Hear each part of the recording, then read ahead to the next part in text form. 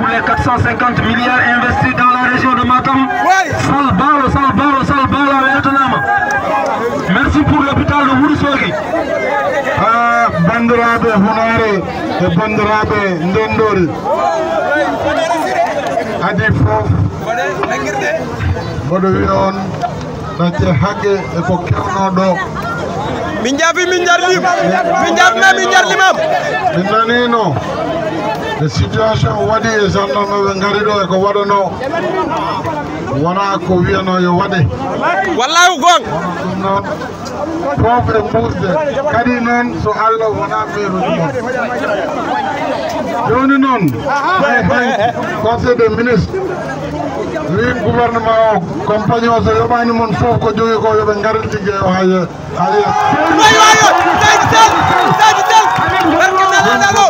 wallahi Seydi Sall ɗiɗoma o mboɗo yiɗi andinde on e wiiɓe neɗɗo wawa arde tan e nokka faforde nde o wonɓe hen ɓe ngala nafoore leydi ndi ene hen nafoore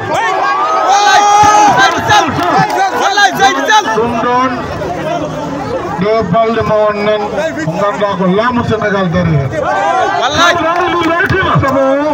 wallahi mi nani leppi 17 walla 19 e so meɗano ɓe mbiyede so pam yoɓani jobdere mam ɗum ɗon kadi ma safara waɗa hen wallahi heddi mi addi programme pour sukaɓe ɗinɗi fof ɗo e Kanel commune fof oɗon jogui hen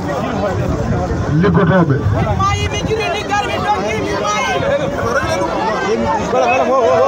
donc so tawi listuji mo e rewe noon centre woni pôle emploi o ɓe binda kamɓe o ɓe binde hen ƴeewe no ballito ɗon woɓɓeɓe mbaɗane bourse formation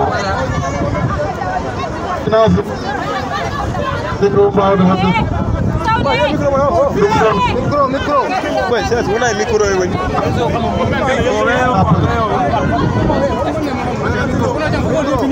ko ɓeydo e Ndendory ko mi wi wajiɓe so ɓe mbawa liggade no liggey hanniri format min o wallahi Seydi Sall wallahi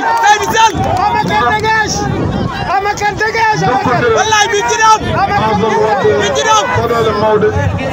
mi wi Pape Samba ene ƴeftu contact uji mon kadi gonon neɗɗo goto enen fof ndendi ɗum ɗon jinnomi haalande on gandon vraiment mami garo salaam mami wallu on ko fati e ko salaire o fof mami haalde ministre Oumar